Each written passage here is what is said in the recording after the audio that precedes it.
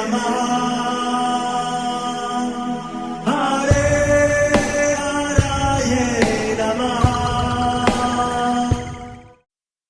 कृष्णा। आज हम भगवत गीता अध्याय 9 श्लोक नंबर 23 सीखेंगे। चलिए शुरू करते हैं। ये अप्यन्य देवता भक्ता यजन्ते श्रद्धयान्विताः ते अपि मामेव कौन्तेय यजन्ते अविधि पूर्वकम्। अब हम इसे धीरे धीरे बोलकर समझते हैं। ये अप्य अन्य देवता भक्ता यजन्ते श्रद्धयान्विताः ते अपि माम एव कौन्तेय यजन्ते अविधि पूर्वकम। अब हम इसे फिर से गाते हैं। ये अप्यन्य देवता भक्ता यजन्ते श्रद्धयान्विताः ते अपि मामेव कौन्तेय यजन्ते अविधि पूर्वकम। अब हम समझते हैं भगवान श्री कृष्ण इस श्लोक में हमें क्या बता रहे हैं। हे कुंती पुत्र, जो लोग अन्य देवताओं के भक्त हैं और उनकी श्रद्धा पूर्वक पूजा करते हैं, वास्तव में वे भी मेरी ही पूजा करते हैं, किंतु वे यह त्रुटिपूर्ण ढंग से करते हैं। हरे कृष्णा। चलिए अब हम महाप्रेम प्रभु से इस श्लोक के बारे में और अच्छे से समझते हैं। हरे कृष्णा जी। तो पिछले श्लोक में भगवान श्री कृष्ण ने बताया था कि जो भगवान श्री कृष्ण का स्मरण करते हैं अनन्य भाव से, अनन्यास चिंतयन्तो माम, ऐसे भक्तों का योग क्षेमम वहाम्यहम। भगवान श्री कृष्ण कहते हैं मैं उसका विशेष रूप से ध्यान रखता हूँ। अब कई प्रश्न उत्पन्न होता है, चलो आपकी जो पूजा करते हैं उनका तो आप ध्यान रखते हैं, जो अन्य देवताओं की पूजा करते हैं उनका क्या है? तो उसका उत्तर देते हुए भगवान श्री कृष्ण श्लोक में बोलते हैं वे सब मेरी ही पूजा करते हैं, पर कैसे करते हैं? अविधि पूर्वक, गलत ढंग से। और प्रभुपाद जी बहुत सुंदर उदाहरण से बताते हैं, जैसे एक अधिकारी गवर्नमेंट के सर्वेंट होते हैं, गवर्नमेंट के नौकर होते हैं, पर जब उनको अपना काम पूरा करवाने के लिए कुछ रिश्वत दी जाती है, अपनी इच्छाओं की पूर्ति के लिए जब अन्य देवताओं की पूजा करते हैं, तो उसको बोला गया अविधि पूर्वक। और ये बहुत सामान्य समस्या है बहुत सारे घरों में। जो लोग घरों में देखते हैं तो मंदिर नहीं है, वो दुकान है। मतलब चलो किसी ने भगवान श्री राम के बारे में बताया, उनका एक फोटो ला के रख दिया। थोड़े समय बाद में किसी ने भगवान कृष्ण के बारे में बताया, उन्होंने फोटो ला के रख दिया। थोड़े समय बाद गणेश जी के बारे में बताया, गणेश जी की फोटो रख दी। थोड़े समय बाद में हनुमान जी के बारे में बताया, हनुमान जी की फोटो लग गई। कोई साईं बाबा की फोटो रख दी। पूरा मंदिर खचाखच भरा हुआ है। और कोई परिवार का छोटा सदस्य, बेटा बोलता है, अरे माँ इतने सारे देवी देवताओं की क्या जरूरत है? तो हमारे पास उत्तर नहीं होता। तो इसीलिए हमको अच्छे से समझना चाहिए, भगवत गीता हमारे सारे प्रश्नों का उत्तर देती है।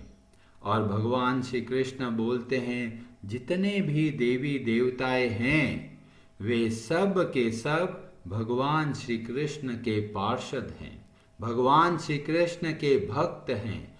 और जब उनको भगवान श्री कृष्ण के संबंध में देखते हैं और कामनाओं का त्याग करके और फिर अगर हम उनकी पूजा करते हैं, तो बोलते हैं कि वे सारी पूजाएं भगवान श्री कृष्ण को प्राप्त होती है। इसलिए इस बात को हमें अच्छे से समझना है कि जब हम किसी अन्य देवी या देवता की पूजा करते हैं, तब हमको समझ के करना है कि वास्तव में जो देवी या देवता है जिसकी वजह से हमारी इच्छा पूरी हुई, वह वास्तव में भगवान श्री कृष्ण की वजह से ही इच्छा पूरी होती है। और प्रभुपाद जी बहुत सुंदर 2-3 उदाहरण बताते हैं और यह उदाहरण हमें देखने को मिलता है श्रीमद् भागवतम में। चौथे स्कंद में नारद जी और प्रचेताओं की कथा आती है और नारद जी उनको बहुत अच्छे से बताते हुए एक महत्वपूर्ण श्लोक बोलते हैं और इसमें बोला गया, यथा तरोर मूल निषेचनेन, जिस तरह से तरो मतलब बहुत बड़ा पेड़, जैसे पीपल का बहुत बड़ा पेड़ है, अगर मूल उसकी जड़ों में निषेचनेन मतलब अगर जड़ों में पानी दिया जाए, तृप्यन्ति तत् स्कंद भुज उपशाखा, तो जब हम जड़ों में पानी देते हैं तो पूरे के पूरे वृक्ष को तृप्ति, संतुष्टि और पुष्टि प्राप्त होती है। ऐसे ही जब हम भगवान श्री कृष्ण की भक्ति करते हैं तो सारे के सारे देवी देवताएं बहुत प्रसन्न होते हैं। क्यों? क्योंकि जब भगवान श्री कृष्ण संतुष्ट होते हैं तो सभी देवी देवताएं संतुष्ट हो जाते हैं।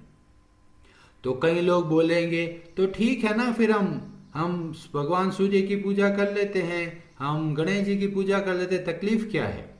तो इसमें अगला श्लोक अगली लाइन में बोलते हैं, प्राणोपहाराच यथेन्द्रियाणाम, अगर आपको इस शरीर में खाना खिलाना है तो मुख के माध्यम से पेट को ही खाना पहुंचाना पड़ेगा। कोई कहेगा नहीं जी मैं तो आंखों में खाना खिलाऊंगा, कहीं बोलता है नहीं जी मैं तो हाथों को खाना खिलाऊंगा, कोई बोलता है नहीं जी मैं तो पांव को खाना खिलाऊंगा। तो बोला ये अविधि पूर्वक है, उससे वे संतुष्ट नहीं होंगे। पर जब हम भगवान श्री कृष्ण की भक्ति करते हैं तब समस्त देवी देवताएं संतुष्ट हो जाते हैं। उसी तरह जिस तरह से जब कोई व्यक्ति भोजन करता है तो सारे अंगों में जो आवश्यक तत्व है वह मिल जाता है, तथैव सर्वाहरण अच्युत इज्या। अच्युत मतलब भगवान श्री कृष्ण। जब भगवान श्री कृष्ण की इस तरह से पूजा की जाती है तो अन्य देवी देवताएं बहुत प्रसन्न होते हैं। और जब हम भगवान श्री कृष्ण को भूल कर अन्य देवी या देवता को एक अलग देवता समझते हैं तो वास्तव में वह हमारे बंधन का कारण है। और ऐसा लोग क्यों करते हैं? ऐसा लोग करते हैं अपनी इच्छाओं की पूर्ति करने के लिए। जैसे छोटा बच्चा अपनी माँ के पास जाता है और बोलता है माँ मेरे को चाकू दे दो, तो माँ है इसलिए माँ बच्चे को कहती है बेटा ये चाकू तुम्हारे लिए नुकसानदायक है, इसलिए इसको नहीं देकर मैं तुम्हें कुछ और दे दूंगी। तो इस तरह से माँ बच्चे का ध्यान रखती है। पर अगर बच्चा बाहर मार्केट में जाएगा और बोलता है दुकानदार से कि ये लो पैसा और मेरे को चाकू दे दो, तो दुकानदार को केवल बिजनेस करना है, तो कहेगा ये लो पैसे दे दिए, ये लो चाकू लेके चला जाओ। उसको कोई मतलब नहीं है कि वो बच्चे को नुकसान पहुंचा सकता है या नहीं। ऐसे ही जब हम अपनी इच्छाओं की पूर्ति के लिए भगवान श्री कृष्ण से प्रार्थना करते हैं तो भगवान को पता है कि यह इच्छा इसको दुख देगा आगे जाकर, या फिर यह इच्छा इसको कष्ट पहुंचा सकती है, तो भगवान ऐसी इच्छाओं की पूर्ति नहीं करते। और इसीलिए बहुत सारे लोग कहते हैं अरे जी हमने तो बहुत प्रार्थना करी थी पर भगवान ने सुनी ही नहीं। तो जब सुनी नहीं है इसका मतलब है भगवान श्री कृष्ण ने सुना है अच्छे से, पर उनको पता है कि हमारा भला किस में है और इसलिए हमारी इच्छा हमेशा पूरी नहीं होती, क्योंकि हमें नहीं पता कि हमारे लिए वास्तविक रूप से क्या कल्याणकारी है। पर अन्य देवी देवताएं इस बात का ध्यान नहीं देते। वे ऐसे है जैसे हम रिश्वत देते हैं तो हमारी इच्छा पूरी हो जाती है, ऐसे ही अन्य देवताओं को जब हम भगवान श्री कृष्ण से अलग समझते हैं, अपनी कामनाओं के कारण उनकी पूजा करते हैं, तो ऐसी पूजा अविधि पूर्वक है। और अविधि पूर्वक पूजा करेंगे, जो परिणाम मिलेगा वो कैसा मिलेगा? बहुत छोटा, अंतवत्तु, मतलब ऐसा परिणाम मिलेगा जो हमारे अधिक काम का नहीं होगा।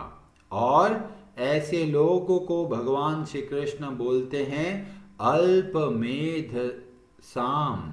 अल्प मतलब छोटा, छोटी, मेध मतलब बुद्धि। जो कम बुद्धि वाले होते हैं वे ही अन्य देवी देवताओं के चक्कर में पड़ते हैं। कोई किसी बाबा जी के चक्कर में पड़ जाते हैं, कोई नए नए भगवान आ गए हैं उनकी पूजा करने में लगा देते हैं।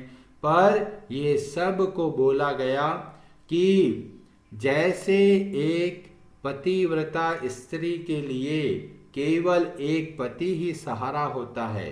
अगर कोई स्त्री बोलती है अरे मेरे ये वस्तु की आवश्यकता वो पड़ोसी पूरा कर देगा, तो पड़ोस के पास चली जाती है। फिर बोलता है मेरा इच्छा वो पूरी कर लेगा, तो उसके पास चली जाती है।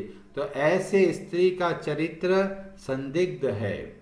और बहुत सारे लोग यही कार्य करते हैं कि अलग अलग देवी देवताओं के पीछे जाते हैं अपनी कामनाओं की पूर्ति करने के लिए। पर भगवान श्री कृष्ण पूरी भगवत गीता में जगह जगह पे बोलते हैं अनन्य। जब हम पूर्ण रूप से केवल एक भगवान श्री कृष्ण की शरण ग्रहण करते हैं, तो हम एक वास्तविक पतिव्रता स्त्री की तरह अपना कार्य करते हैं। और अब कई लोग प्रश्न करेंगे, अरे हम तो इतनी सारी कथाओं में सुने हैं कि भगवान के बड़े बड़े भक्तों ने भी देवी देवताओं की पूजा करी है, तो आप हमें मना क्यों कर रहे हैं? तो हमें ये समझना चाहिए, भगवान श्री कृष्ण ने 7वें अध्याय के 20वें श्लोक में बोला था, कैसे अन्य देवी देवताओं की पूजा करते हैं? कामैस्त, जब कामनाओं के आवेश में आकर अरे मेरा शरीर सही हो जाए तो 11 रुपए का प्रसाद चढ़ा देता हूँ। कोई बोलता है अरे मेरी नौकरी लग गई तो 21 रुपए का प्रसाद चढ़ाऊंगा। कोई बोलता है अरे थोड़ा मेरी प्रॉपर्टी बन जाए तो 1.25 मणि चढ़ाऊंगा। कोई क्या बोलता है, ये सारे जब कामनाओं के आवेश में आकर जब प्रपद्यन्ते अन्य देवता, जब कामनाओं के आवेश में आके कार्य करते हैं, तब हम इस संसार के चक्र में बंध जाते हैं। और तो अब कई लोग बोलेंगे अरे जी हमारे इतनी आवश्यकताएं हैं शरीर की, तो क्या हम कामना भी नहीं कर सकते? कामना कर सकते हैं, पर किससे करें? भगवान श्री कृष्ण से करें। कामना है भगवान श्री कृष्ण से प्रार्थना कीजिए और उसके बाद में जो भी हमारे जीवन में हो उसको स्वीकार कीजिए। क्यों? क्योंकि भागवतम में बोला अकामः सर्व कामो वा मोक्ष काम उदारधी। कोई व्यक्ति बोलता है जी हमारे मन में तो कोई इच्छा नहीं है, क्या करें? पहले तरह के लोग। दूसरे तरह के लोग बोलेंगे अरे प्रभु जी हमारे मन में तो बहुत इच्छाएं हैं, ये मिल जाए वो मिल जाए, ऐसा हो जाए वैसा हो जाए, तो हम क्या करें? यह है कैटेगरी नंबर 2। तीसरे बोलते हैं हमें केवल मोक्ष चाहिए, हम क्या करें? यह है कैटेगरी नंबर 3। तो बोला चाहे अकाम, चाहे सर्व काम, चाहे मोक्ष काम, कैसे भी हो क्या करना है? तीव्रेन भक्ति योगेन, बहुत अच्छे से भगवान श्री कृष्ण की भक्ति करनी है। इच्छाएं है, इच्छाएं नहीं है, या मोक्ष की इच्छा है, या कुछ भी इच्छा नहीं है, कैसा भी हो, भगवान श्री कृष्ण की शरण ग्रहण करनी है। और इस तरह से जब हम भगवान श्री कृष्ण की भक्ति करते हैं तब हमारा जीवन सार्थक कहलाता है। और नहीं तो बोला श्रमा एव ही केवलम, ये ऐसा परिश्रम है जो बिना किसी फल का है। क्यों? क्योंकि अगर कोई कार्य भगवान श्री कृष्ण की भक्ति उत्पन्न नहीं करता तो केवल व्यर्थ है। भागवतम में शुरू के पहले ही स्कंद में बोला, धर्मः स्वनुष्ठितः पुंसाम विश्वक्सेन कथासु यः न उत्पाद येद यदि रतिम। अगर कोई कार्य हमको भगवान श्री कृष्ण की कथा में रुचि उत्पन्न न करे या भगवान श्री कृष्ण की भक्ति का बढ़ावा नहीं दे तो ऐसे सारे कार्य कैसे हैं? श्रमा एव ही केवलम। कल हमने गजेंद्र मोक्ष की कथा सुनी थी, उसमें पता चलता है थोड़ा भगवान श्री कृष्ण के लिए नियम से जप किया, नियम से भगवान श्री कृष्ण की भक्ति करी तो अगले जन्म में भी वह काम आई। तो इसलिए हमें पूर्ण रूप से एक भगवान श्री कृष्ण का आश्रय लेना है और पूर्ण भाव से बहुत उत्तम तरीके से हर रोज भक्ति के नियमों का पालन करना है। अब कई लोग प्रश्न करेंगे, अरे भगवान के बड़े बड़े भक्त हुए, उन्होंने भी देवी दुर्गा की आराधना करी और भगवान शिव की आराधना करी है, सूर्य देव की आराधना करी है, तो क्या समझे हम इसको? तो इसमें बताया गया कि भगवान श्री कृष्ण के भक्त अगर किसी देवी या देवता की पूजा करते हैं तो संसार की कोई कामना नहीं रखते। वे जब पूजा करते हैं तो केवल भगवान की भक्ति या भगवान के का सेवा के लिए वो प्रार्थना करते हैं। और हमें बहुत सारा उदाहरण देखने को मिलता है। गोपिया जो भगवान श्री कृष्ण की सर्वोपरि सर्वश्रेष्ठ भक्त गणों में है, वे देवी कात्यायनी की आराधना करते हैं और प्रार्थना क्या करते हैं? हमें भगवान श्री कृष्ण पति के रूप में दीजिए।